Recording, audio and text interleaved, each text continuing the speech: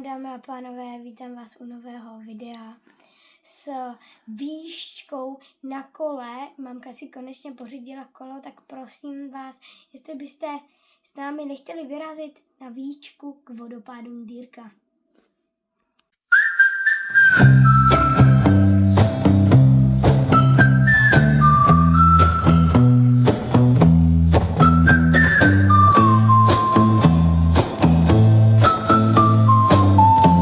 K vodopádu Dýrka vede krásná asfaltová cesta okolo lesa a řeky, kde můžete potkat spoustu vodáků.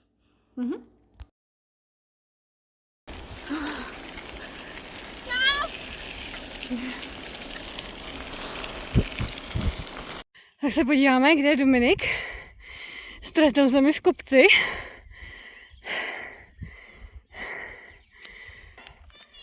Tak jedeš? Jedeš? No?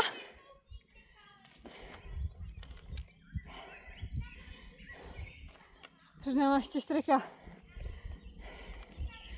Hele, už jsem drásla do kopečka. Šlapej!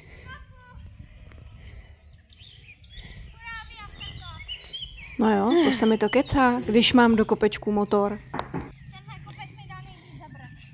Tak jeď, pokračuj. Tam to byl první, kde jsme váleli, já se ti ukážu. Ta štrika už tu paradoxně vůbec nebyla, protože nás čeká posledních asi 600 metrů. Tak jsme tu. Vyjeli jsme to. Náš první společný cyklový Jo, let. a pošli to tátovi. Vidí. Já půjdu k těm úplně dole. Ty se tam nedostala předtím, veď? Ne, mě klouzaly boty. Jako obvykle musím všechno znát a všechno prozkoumat.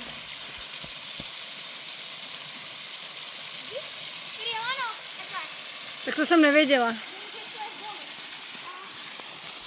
Po těch deštích to tady není vůbec nebezpečný, podmáčený, ani to nejsou strmý stezky.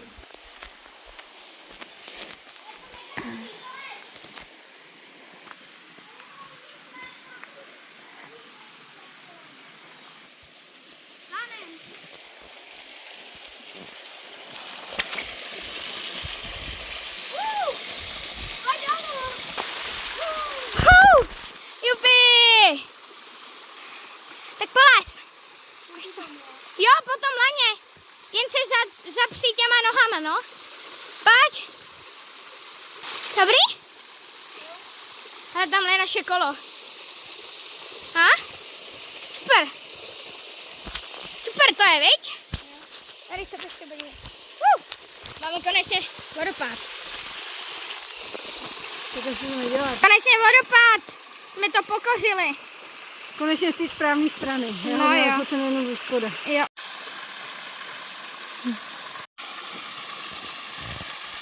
Příroda je fascinující.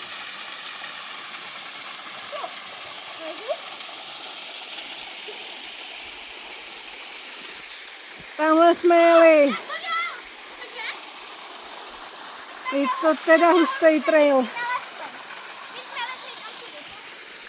V přírodním parku Horní Berounka se nachází nejkrásnější a nejvyšší vodopád Plzeňska. Jeho výška dosahuje 3 metrů. Voda čerpaná z bývalých lomů zajišťuje vyrovnaný průtok po celý rok a díky vysokému obsahu železa má voda načervenalou barvu. Kratší cesta podél Berounky je bohužel přehrazená plotem ze soukromého pozemku. To je tady fakt na prdlačku. Je tady ta úzká stezka.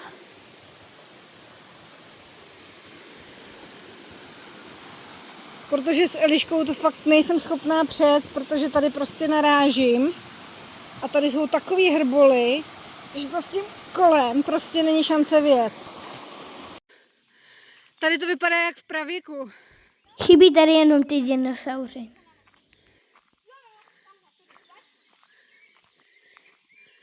Tam já nepůjdu.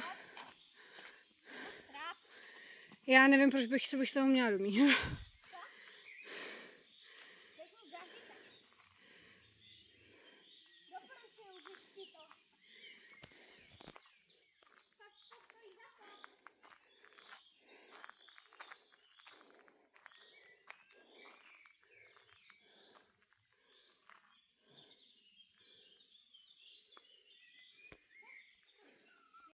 keci! Při cestě zpátky jsme měli s Domčou malou potyčku. On se rozhodoval, že pojede jinudy, než kudy jsem chtěla já, a stalo se nám pár zásadních věcí. Když se pro mě mamka vracela z kopce dolů, tak hodila salto do kopřiv a mě spadl ještě řetěz. Tady ta. Moje mamka hodila hubu do kopřiv. A mám se zabila kolem. No, protože jsi si poskládal ten hřetěz teďka, ne? Ne, neposkládal. Protože jsi ho teďka přendal. Měl ho nahoře na velkém kotouči.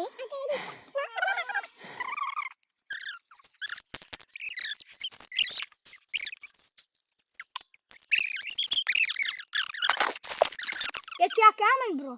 No, keci a kámen. Keci a kámen. No, ty kecáš a já kamenuju. No, kameny jsem Ne, vybrala. ty jsi vyhrál kameny a já jsem kecal. Tak, náš čtvrtý kopec bude určitě ten předposlední. Půjdeme ještě pátý. A to už se nám směřuje domů. Hele, Jsem bačkora. Nevyšlápnu. baterka. No, to se máš, to já nemám. Nevěc, kopec je jedna věc, ale když připomíná čokoládový puding, Jo. je to kámen. Když se jede za někým, kdo furt jenom kecá, tak já si vyberu ty kameny. A nejsem jediná, kdo hodil hubu. Tak stávej. Sedřenej lehejtko. Mně tady vlídlo něco pod nohy. Ale. Ta šutrák. Kámen? Jo, kámen. Keci kámen? Ne, pravý kámen. Pravý kámen.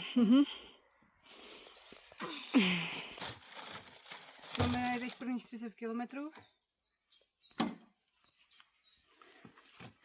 Naučili jsme se drsně padat, lítat vzduchem a těším se na další výlet. Určitě? Jistě. No. A příště Hustý trail. Jestli chcete víc videí z našich výletů a z našich zážitků, tak nezapomeňte dát like a odběr pro Keci a kámen. Čau.